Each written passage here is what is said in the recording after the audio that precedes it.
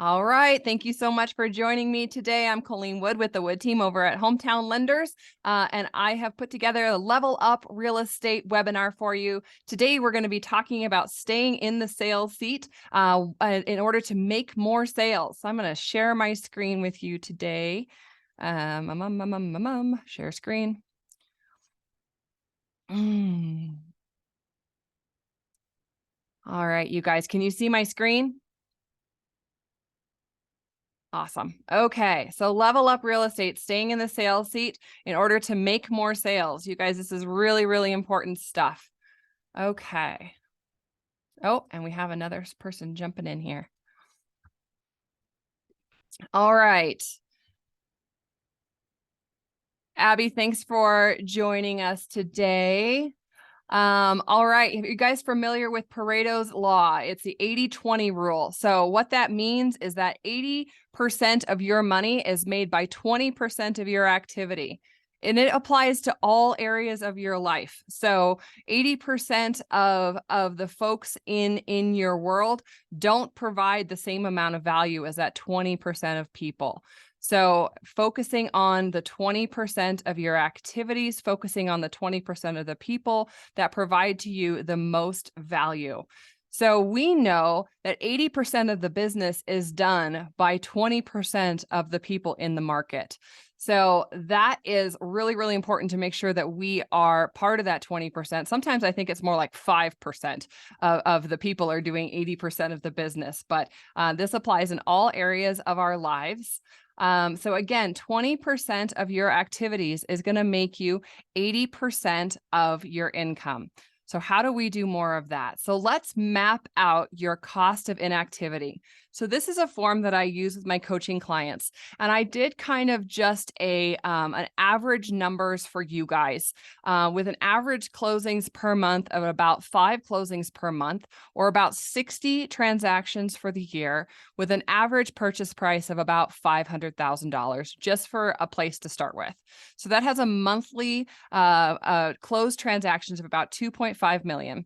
If you make 2.75% as an average, we know that's kind of variable depending on the transaction, you're going to make about $68,750 per month in income as a realtor, or about $825,000 per year. So your income per transaction is about $13,750 as an average. So this is, again, your numbers are going to be different, but this is just for sake of conversation. Really, really good numbers here. So average realtor, I think it's fair to say you guys are working at least 50 hours a week, right? At least, maybe more like 60. So if you take your income for the month and you divide it by 50, your average hourly rate for your average hourly rate is $330 an hour. Pretty darn good, right? So, but this next graph here, and this is going to be really important that you guys know that this is the cost of inactivity, COI, not COE. As see right here, cost of inactivity right here. This is where we're going to talk about it. So this is if you are doing your highest level activities 20% of the time. So 10 hours per week, you're doing your highest level activities at an hourly rate of $1,375 per hour. It's going to make you $55,000 per month. Whereas 80% of your time, or 40 hours, is at an hourly rate of $86 per hour. So that's like an assistant wage, right? You're worth $1,375, whereas an assistant or somebody else that, those activities are worth $86 an hour. So $13,750 of your monthly income in this scenario is coming from those not so great activities. So your cost of inactivity is, if you take your high value hourly rate and you subtract out your low value hourly rate, your cost of inactivity for every hour that you're spending doing your low value activities, you are handing away $1,289 per hour. If you multiply that times the week, That's $51,000 per week, or $221,000 per month, as compared to doing your high value activities for 100% of the time. So this is the money that's left on the table. $2.6 million if you were to do nothing but your high value activities 100% of the time. That's a shocking number. Now, if you were to double the amount of time that you did high value activities to 20 hours per week at $1,375 an hour, making you $110,000 per month, all these numbers are going to go down. So your cost of inactivity for per week is going to go down to $38,000. Still sucks. $38,000 left on the table per week still sucks. So let's jump down here to, if we were to do our hours, if we were to increase it to 30 hours per week, this is how much more money you would make. Total income per month, $171,875, an increase of $103,175, or 150% income increased if you would just increase your hours per week in sales activities to 30 hours per week. That's insane, isn't it? It's insane. Okay. So I put together for you guys 184 things that you do for your clients. There's a ton of them here. Obviously, I'm not going to go through all of them, but the point is that you do a lot of stuff for your clients that are things that are super high value stuff for you to be, that you do for your clients every single transaction. Have an extra key made for the lockbox. Send vacancy checklist to seller if the property is vacant. Verify homeowner association fees with manager. Super important stuff. Review current appraisal. This goes into entering your property into the MLS database, marketing the listing, all of these things that you guys are doing, the offer and the contract. Again, I'm not going to review all of them, but if you want that list, I can resend that out. Home inspector, tracking the lending process. You know that this is a real trigger button for me. All of these things your lender should be doing for you, 1,050%. Your appraisal. Following up on the appraisal, entering completion into transaction management program, assisting seller in questioning appraisal report if it's too low, closing preparations and duties, getting your transaction ready for closing. These are all the things that we see that you guys are doing. Follow up after closing. And I put this fancy lady right here because it's all ladies here. And I think you guys are amazing at all the things that you do. You do a ton.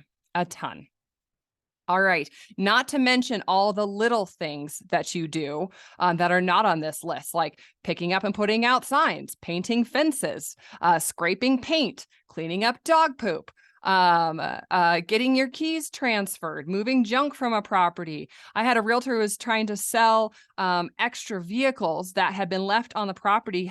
She had to sell these vehicles in order, before the buyer was going to be able to come into the property, she had to find buyers and haul them off. And she ended up hauling off one of the neighbor's cars because she didn't know who it was, who these cars belonged to. So she ended up hauling off the neighbor's car, and luckily she was able to get it back before it had been crunched by the vehicle recycling folks.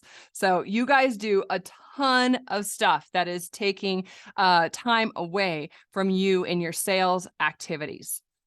Be your private investigator sometimes. When people that are moving into town, you're figuring out, like, checking out the neighbors. Are the neighbors weird? The HOA, is the HOA funky? Going to schools, finding out information about schools. You guys are absolute superheroes in what you do. But what is your highest and best use? What makes you the most money? Because at the end of the day, you guys, as much as that we try not to be folks that are led by money, we wouldn't show up if they didn't pay us. So it is about money. It's about our family. It's about creating a lifestyle that's important to us. And making money from a transaction is very important. So what is your 20%? What are those activities that make you 80% of your money? So these are the tasks that are in your 20%, and it is a short list. Relationship building. of old and new clients, all the different ways that you can build relationships with them, genuine relationships, not transactional relationships. I'm doing a podcast right now called the Success Realtor Podcast, and I will tell you that is the resonating number one thing that is coming across from the successful realtors is that they have real, genuine relationships with their folks. It's not transactional. It is truly about their people. They want them in their world forever. They're a part of their family, and that is really what's separating people. So building relationships with old and new potential clients, negotiating contracts. Obviously, you guys are the pros on negotiating contracts, figuring out how it's going to be mutually beneficial to everyone involved, connecting people together. We are people connectors. When people come into town, they need a chiropractor, they need a dentist, they need to know, who to talk to about baseball or whatever it is. That you guys are a connector. It is such a wealth of people that you know and that you are networking with. And then, of course, finding the next deal. That's in your top 20%. This is the sales seat. This is your highest and best use. So how do we do more of that? You build a team. You build a team. And I'm not talking about a team that lots of people are talking about with, that's a different podcast, a different webinar that we're going to talk about is how to build your team in your office. We're going to talk about who's on your team on this side of it. Number one, your lender, your title company, your home inspector, your handyman, and your insurance folks. Those are all the people that are on your team. But how do they get on your team? Very important. It's not just anyone that has a title like that. You want somebody who's on your team that is going to make your job easier, and you need to be evaluating who's on your team on a regular basis. Just because they're on your team, just because they're on your preferred vendor list, doesn't mean that they stay there. I see a lot of times where people just will, they're a new agent and they're trying to create a list and they're just they're putting anybody on there. So always be vetting your people, always be looking for new opportunities to be finding better partners, better people to be on your team. I want to introduce you to the level up process. We call it the loop in my office, keeping you in the loop, and your lender should be doing this for you guys. It is vastly important for me. It is very, very beneficial for your lender and for all the other people on your team that you guys stay in the sales seat. So everything that they are doing for you is to help you feel confident and encouraged to go out and stay in the sales seat, to make sure that you are getting help with the things that they can help you with so that you can go out and get the next deal and make sure that you're loving on the people that already are in your world, or new clients that are potentially going to be coming into your world. So the 4 C's of the loop. Number 1, connection, commitment, contract, and then communication. And we're going to touch on all 4 of those. 4 C's. Connection. Did you guys know that the average realtor converts 1 out of every 10 leads? And that's because a lot of times when people are talking to a realtor, they're in the looky-loo stage. Most of the time when people are talking with a lender, they've gotten to the stage of saying, hey, we want to do something. It's a little bit stronger of a lead by the time that they're willing to talk to a lender because it feels a little bit more definite. We have very few looky-loos. Whereas with realtors, you guys sometimes are showing property and sending property information to people that might not even be qualified to purchase a home, or they're completely out of line with what it is that they can afford, or maybe they're really short on what they can afford. We see that a lot too. In my office, we convert 25% of all of our leads. And again, the conversion ratio doesn't mean I'm better at it than you guys. It just means that people who are willing to talk to me, that are willing to get to the stage of visiting with a lender, they're a little bit more committed. So your lender, you guys, should be sorting your leads for you to make sure that they're a good use of your time. A lot of you, when you're a newer agent, you're like, I'll talk to anybody that has a pulse. Well, very quickly, we have to get you out of that because they will have you running all over the state, showing property all over the place. And then you find out that you've wasted hours and hours and hours, sometimes days of your time away from your family, which is just simply not okay. So let your lender sort those leads for you. But you're probably thinking, I don't know that they're going to convert it the way that I do. Well, darn it, you better have a lender that knows how to convert leads. So your leads should be followed up. We have a little joke in my office that leads are followed up like green on a pickle. Every pickle is green. That means there is no option for a lead to not be followed up on. So if you're having your lender following up on your lead and converting them into a pre-qualified buyer or a true approved buyer, there's a process to that. And did you know a lot of the times it takes the 9th, 10th, even the 11th phone call or text message connection with somebody before a lead will convert. Most people will quit on the second reach out. So number one, my question to you is, if you're not calling, texting, emailing, connecting with a potential lead 12 times, you should find someone else to do that for you. I highly recommend that you let your lender do it as long as they have an excellent system for it. You have to trust that they're going to be able to convert that lead because you're trusting them with your paycheck, right? Okay, number two, commitment. So this is when you are trying to get your folks are already pre-qualified. We're seeing that people are taking a lot longer to get in touch with the right property. So we have to continue to love on them for a lot longer. We have to stay connected with them because people will cheat on you. If they feel like they're not committed to you, if you're not loving on them and somebody else is, they will cheat. So what we do for you guys is that we call every single one of our pre-approved and looking people. So all of our people that are pre-qualified, we're calling them every single week, telling them how amazing it is that they're working with you. We literally, our script for every single one of our clients is anyone that works with Tara is a VIP in our book. You are so lucky that she's in your world. She's going to find you just the right property. Is Tara showing you any property this weekend that you need an updated letter for?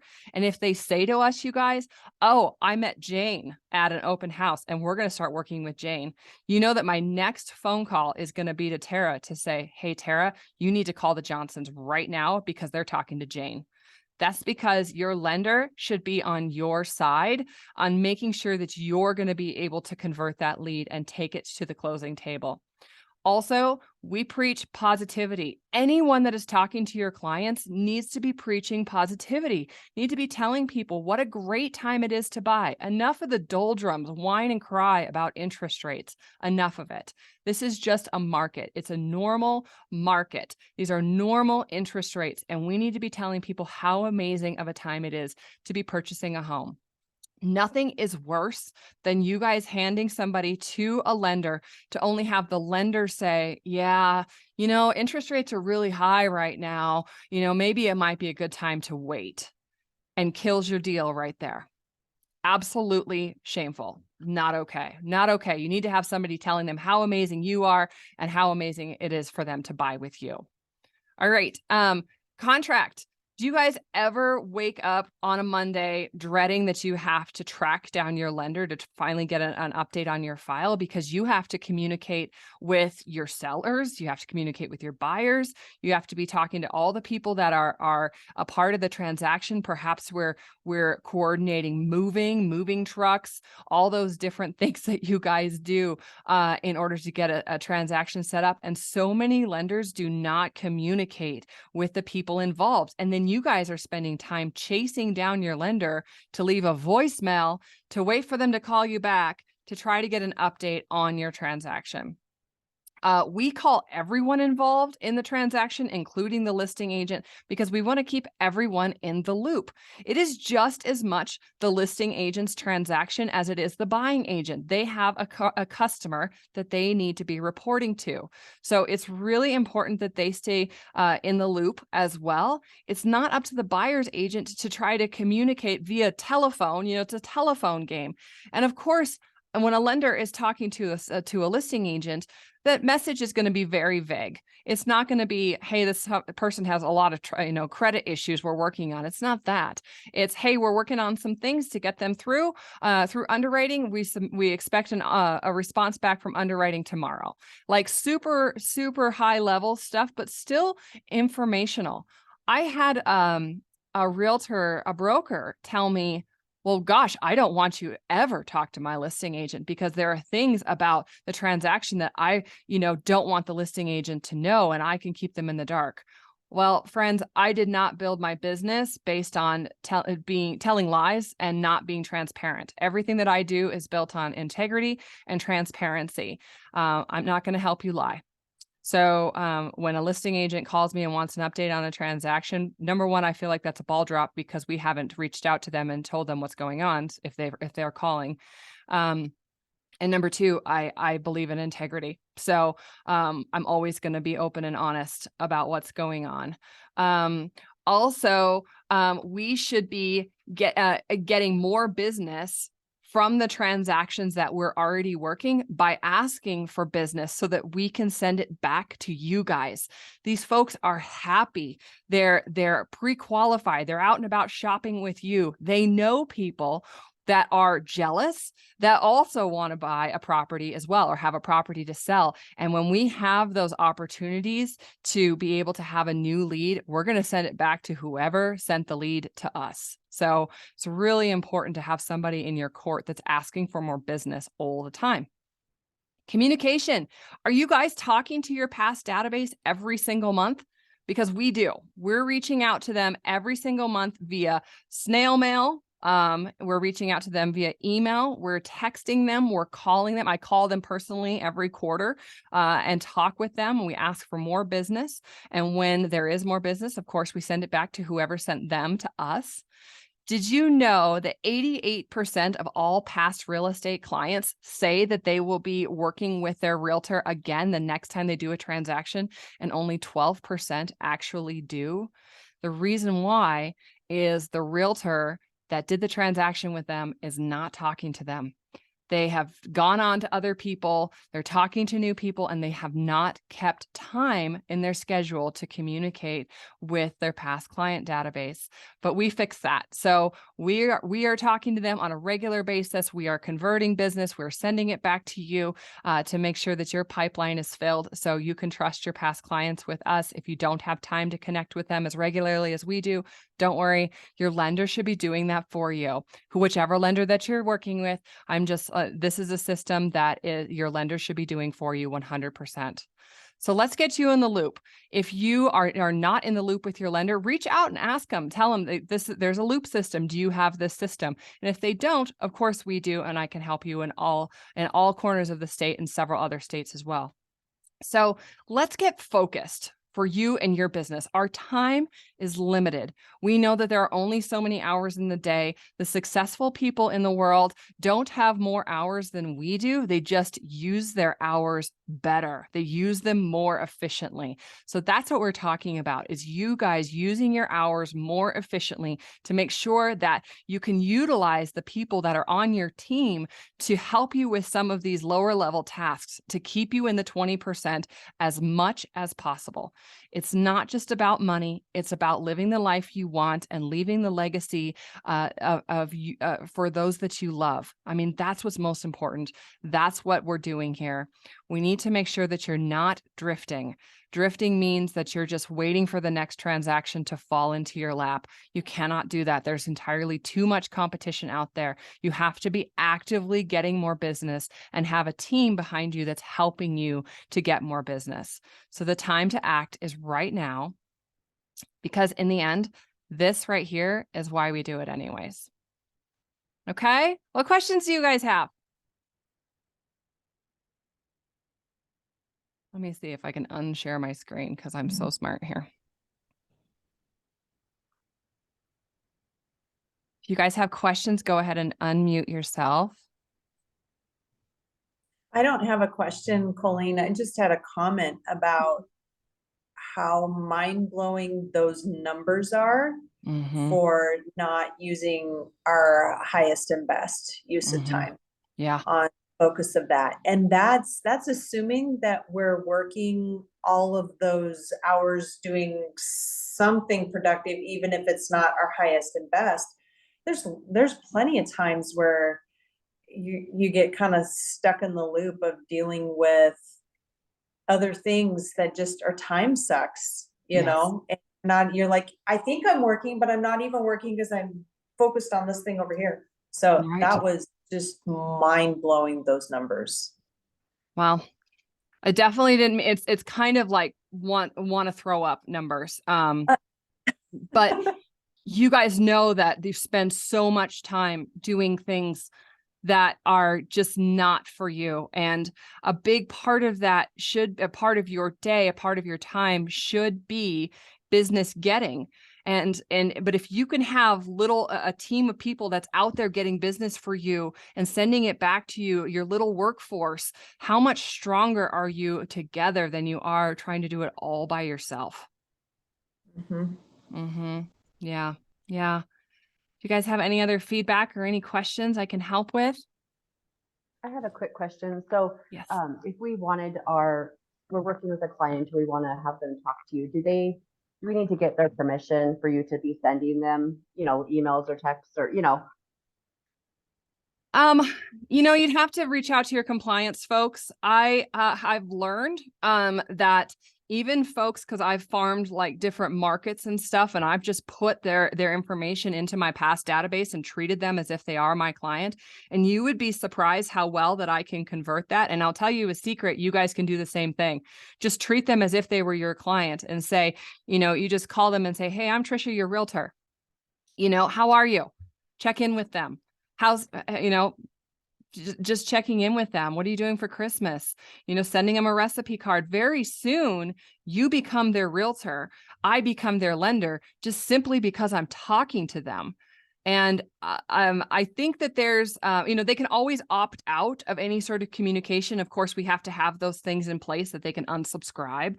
Of course, we have to have that. But yeah, I can talk to any of your past database. Yeah. Anything else? I know my friend Abby is doing a lot of these things and she's seeing a lot of traction for that. So been able to convert some business back to Abby too. And that's really, really important. Sometimes it takes a long time to convert people into buyers, but the truth of it is that we can't stop talking to them. They eventually will convert. So we have to have a system in place. I think a really good question, Tara, you're in Polson. There's some other lenders that you're working with over there just because of the locality.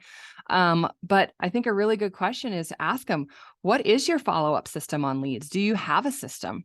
How many times do you call, text, and email my clients in order to convert them? It's a great question. I agree. In fact, I'm just sitting here wishing you and I lived a lot closer to each other. Mm-hmm. Mm-hmm. Well, the distance is not a thing. I lend in every corner of this great big state. Michelle and I have done business together a ton. We've not gotten to sit across the table from each other ever. But the distance doesn't make any difference. I also lend and do a bunch in Arizona, Idaho, North Dakota, Wyoming. A lot of those realtors I've never met face to face. It doesn't matter. It's the handoff, right? It's this person has you taken care of. They're going to have you taken care of for life. It's not just a transaction for us. So, yeah, don't worry about the distance. I can prove to you that will be just like your local lender. Mm-hmm. I know. I love you, Colleen. You're awesome. Well, I feel like, to me, you guys, thank you so much for saying that. Fill my cup. I feel like, to me, the most important part is for us to build a relationship, you guys and me. That's what I'm looking for. I'm here to help you be more successful because you help me be more successful. So anything that I can do to help you is right up my alley. Mm-hmm. I have a question for you. So what about, I get a lot of land leads and do you do land loans? You know what, Trisha, I am working on a product because Okay. that is something that has been a hole in my heart. Is I probably give away two land transactions a day. And the other piece is construction. I'm a big believer that I don't ever want to offer something that I can't do at a better level than what the old folks are doing it as, what people that are usually the one. If I can't do it better, Yeah. I don't want to convolute the system and make it more difficult. And so I am shopping for a land product that would be competitive. But if I don't find something that's competitive, then I won't bring it to the market. But if I do, you're going to hear about it. Same thing with construction. There's just some local banks that do a better job of it than what I can. I feel like focusing on what I do really, really well, which is all things residential. Yeah. Is there anyone that you would recommend right now that is similar to you as far as the follow-up? Because I haven't really found a lender for land that I love yet. So. I don't spend a lot of time comparing myself to what other people do. I just do what I do and I let them, break themselves against me as a rock. I think that that's what's best for my psyche. I typically, for land transactions, I refer to people how I would do my own business. So if I'm purchasing land in Dillon, I'm going to go to a Dillon local bank. If I'm doing a construction in Dillon, I'm going to go to a Dillon local bank that does that. And the reason why is because those local banks, number one, have familiarity with the property. They want to know the property. It's not just that it's a square piece of land and it's got a well on it. They want to know more about access and different things with that land piece. And then the construction side, there has to be a level of inspection. And so those local lenders are going to be able to go and inspect. I tried, my favorite construction lender is actually American Bank. I love them. But they won't come to Red Lodge because it's too far for them to come and inspect. So that's been a tripping thing for us. But I promise you, I am hunting for a land product. Okay, I was just curious. Yeah, great question. Great question. Anything else? Michelle, do you have anything? It's so nice to see you. Unmute here. No, I've had great success with you guys and have to compliment you on your communication to everybody. It truly is remarkable that somebody gets back to you and keeps you in that loop.